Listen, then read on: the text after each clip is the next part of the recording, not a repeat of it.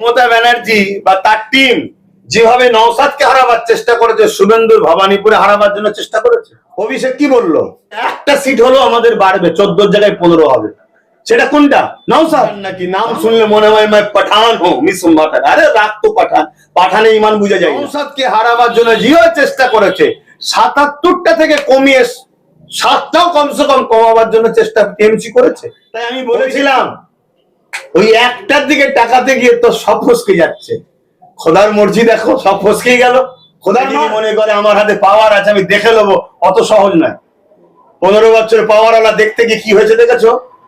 এর আগে অনেক বড় বড় পাওয়ার আলা দেখতে গেছিল, কোথা দিয়ে কিভাবে ফেসে যাবে, কোথা দিয়ে কিভাবে নিজের মধ্যে লেগে যাবে, দিশে খুঁজে হবে না, টিকাতে পারবে না, যেমন মমতা টিকাতে পারবে। ভাঙড় বিধানসভা একেবারে তৃণমূল কংগ্রেসের দাপটের নেতারা সব এসেছিলেন প্রচারে। তৃণমূল কংগ্রেসের যিনি প্রার্থী হচ্ছে শওকত মোল্লা, তারা প্রচারে আসার পরও ভাঙড়ের মানুষ কিন্তু নওশাদকে বেছে নিলেন। সে নিয়ে কি বলবেন? ভাঙড়ের মানুষকে ধন্যবাদ জানাই। ভাঙড়ের মানুষ, আমি অনেকবার বলেছি, বিপ্লবের মাটি, ওখান থেকে বীর তৈরি হয়। ভাঙড় সুলতান আসগর আলী হুজুরের ভাঙড়, এটা একজন সুলতান। সেখানের মানুষ কখনো আল্লাহ ছাড়া কাউকে ভয় করে না, তার প্রমাণ এটা। এক।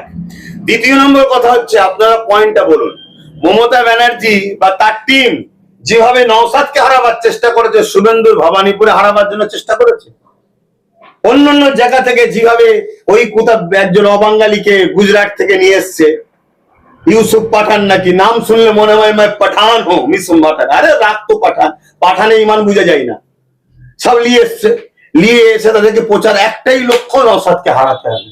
তো নওশাদকে হারাবার জন্য যেভাবে চেষ্টা করেছে, 77টা থেকে কমিয়ে 7টাও কমসে কম কমাবার জন্য চেষ্টা টিএমসি করেছে। অভিষেক কি বললো, একটা সিট হলো আমাদের বাড়বে, 14 জায়গায় 15 হবে। সেটা কোনটা? নওশাদ, ভাঙড়। তাহলে এদের সবার টার্গেট ছিল এটা।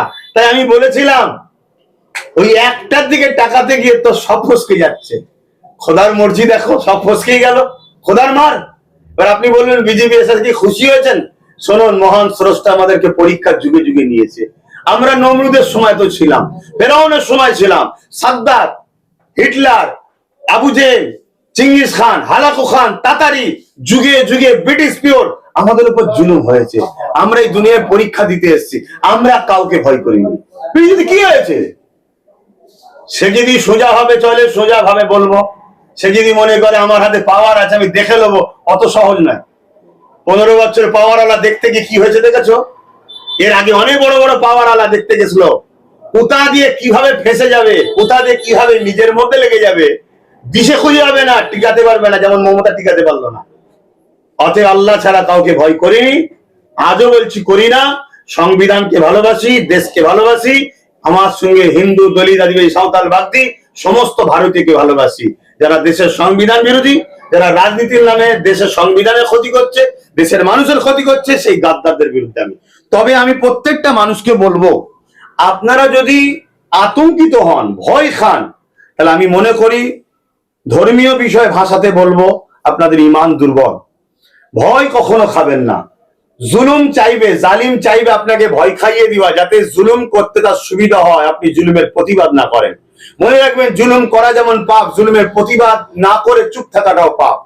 তাই সংগঠিত হন, ঐক্যবদ্ধ হন, দেশ ও রাজ্য এবং দেশবাসীকে গণতান্ত্রিক প্রক্রিয়া সংবিধানের মাধ্যমে যেভাবে আগিয়ে নিয়ে যাবার জন্য আমরা চেষ্টা চালাচ্ছি, সে তার জন্য আপনারা ঐক্যবদ্ধ হন। পাশাপাশি যারা আমাকে বিশ্বাস করেন, ভালোবাসেন, বিজেপির বিরুদ্ধে প্রকৃত লড়াই করার মুখ একজন নওশাদ সিদ্দিকী পারবে।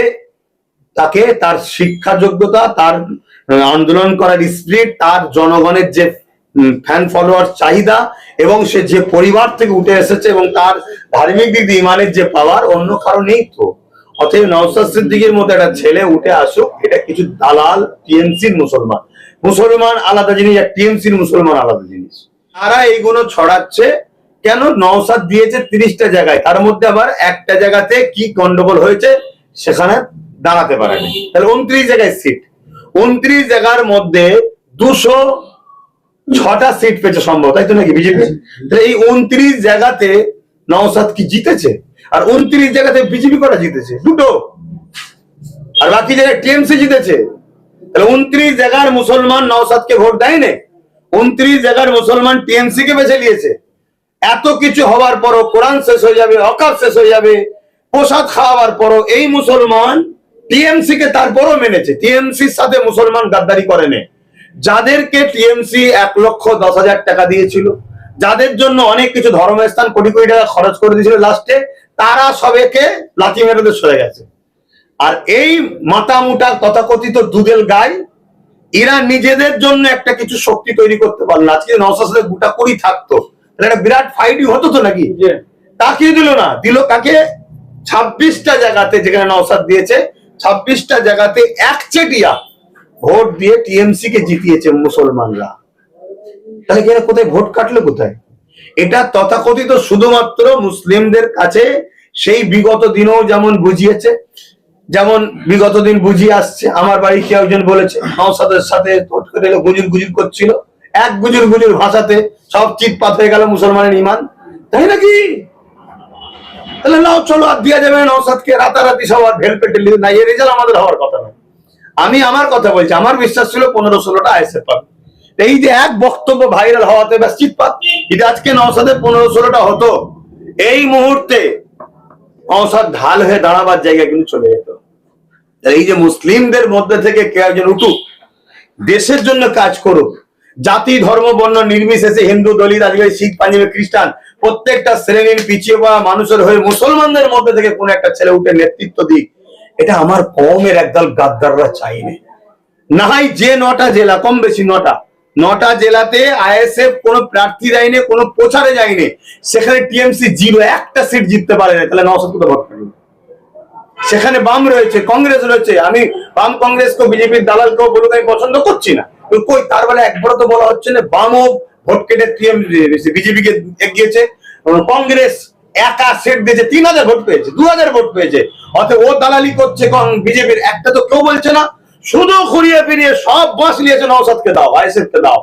এরা হলো মুসলিম ঘরের গাদ্দার, এরা জাতির গাদ্দার, এরাই মূলত দালাল। এরা চাইছে না আগামী দিন প্রধান বিরোধী শক্তি হয়ে নওশাদ সিদ্দিকী উঠুক। যদি নওশাদ প্রধান বিরোধী শক্তি হয়ে ওঠে, আমার ক্যালকুলেশন হচ্ছে 5 বছর পর বাংলায় নওশাদ আসছে। কেন? উত্তরপ্রদেশে এসসি এসটিরা যোগীর হাতে সব থেকে বেশি আক্রান্ত মুসলমানের থেকেও। আমি চ্যালেঞ্জ করছি, ডাটা তুলুন। আমি চ্যালেঞ্জ দিচ্ছি, নিজের জীবনকে বাজি লেগে চ্যালেঞ্জ দিচ্ছি। উত্তরপ্রদেশ, গুজরাটে, আসামে মুসলমানের থেকেও এসসি এসটি সম্প্রদায়রা বেশি বিপদে। কিন্তু মুসলমানেরটা এই রাজ্যে, বিভিন্ন রাজ্যে প্রচার হয় কেন? মুসলমানের ভোটটা নিবে বলে সেকুলার নামী ভণ্ড দলগুলো মুসলিম অ্যাটাক গুলো বেশি প্রচার করে, এসসি এসটিদের উপর জুলুম গুলোকে প্রচার করে না। মণিপুরে গত 7-8 বছর ধরে হত্যা লীলা চলছে, রেপ চলছে, খুন চলছে এই বিজেপি শাসক আমলে। একটা তার বিরুদ্ধে কোন তথাকথিত সেকুলার দল প্রচার করেছে দেখেছো? কেন প্রচার করে না? মণিপুরে মুসলমান নেই তাই। মুসলমানের ভোটকে নিতে হবে, এজন্য বুঝাও যোগী মারছে, ও মারছে, ও মারছে, এটা প্রচার করে। তাহলে আমার রাজ্যে এসসি এসটিরাও আগামী খুব শিগগিরই যারা নাচছে দেখবেন, এরা বিজেপির হাতে আক্রান্ত হবে। বিজেপির হাতে যখন আক্রান্ত হবে, আর নওশাদ যদি বিরোধী দল থাকে, তাহলে তারা আসবে কোথায়? নওশাদের হাতে যখনই আসবে, নওশাদের পাল্লা ভারী হচ্ছে না কম হচ্ছে? তাহলে এর পরে সরকার কি হবে?